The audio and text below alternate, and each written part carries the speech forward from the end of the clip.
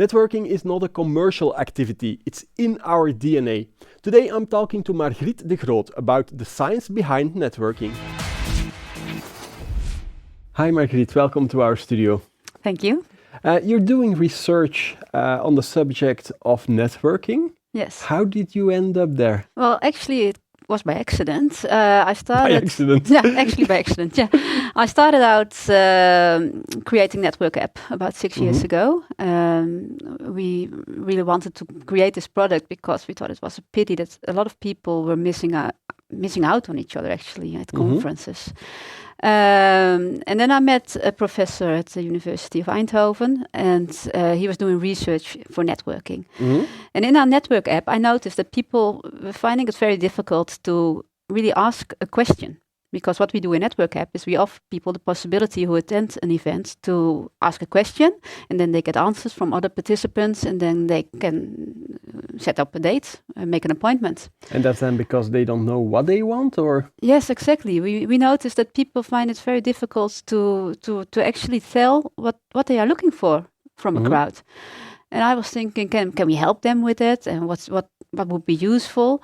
So I ended up doing research at the university about networking behavior and why people network at all. And in the end, we noticed that it's quite difficult to set a goal, but that's because a lot of people are not networking because they really know what they want to do, but just because they think they have to meet a lot of people. And what did you learn? Well, actually, it's not important to meet a lot of people. That's our main learning point. Oh. We already have a very large network. We can cancel all the events. We don't need them anymore. Well, actually, I do think that there are a lot of people that are not aware about of the amount of people they already know and the enormous asset they already have within their networks. Because as people, we are social animals, and we are actually programmed to be social.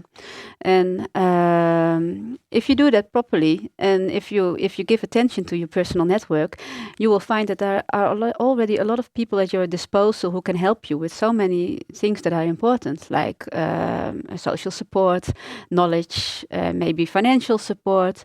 Doesn't really matter. But that social network is very important to be effective. Yeah, and then also to differentiate between the types of people in your network. Yes, we've noticed in research that it's very important if you want to be successful in your job or in also in social life, just being happy. Yeah. It is important that you have an environment, a social network with people from different backgrounds. So it's very useful to have maybe a mentor in your network. I have somebody in my network that already helped me when I started out with my company, because he's very experienced in creating businesses. But I also help young people to get further in their careers.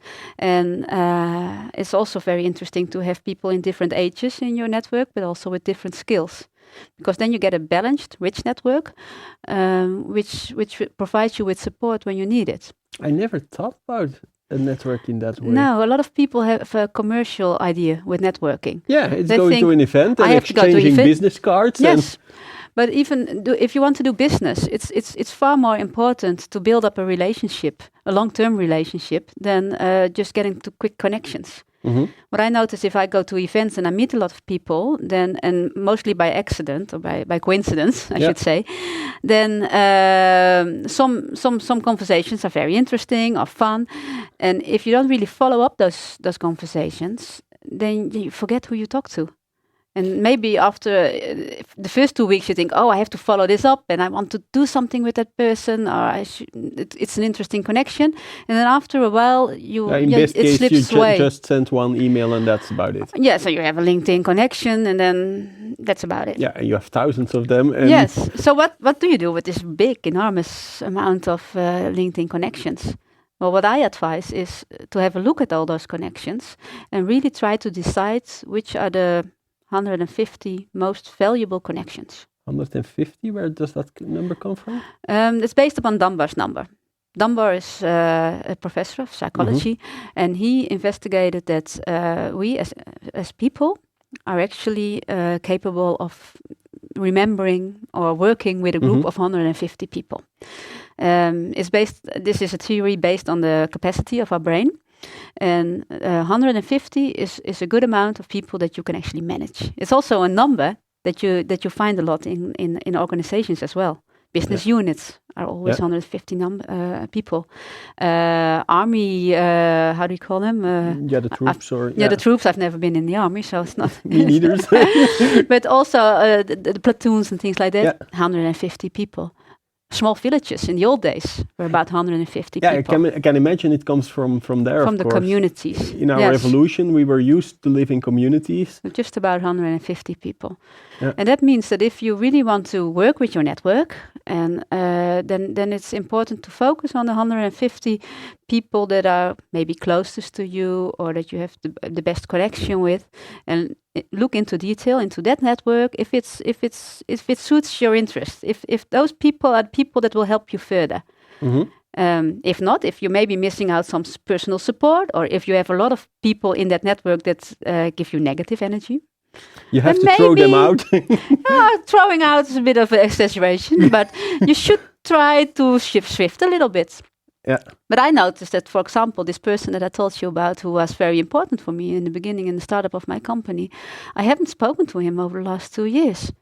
And then I thought, that's not a good thing. Those people are valuable as well. So you have to maintain that contact also. Yeah, and invest some time in it. Invest some time in it every now and then. But even with 150 people, it's still it's quite difficult. You can't talk to everybody, and you don't have to. It also you have to see it as moving targets. It switches along with the phase in your life as well, or with the project that you're working on. Isn't that opportunistic then?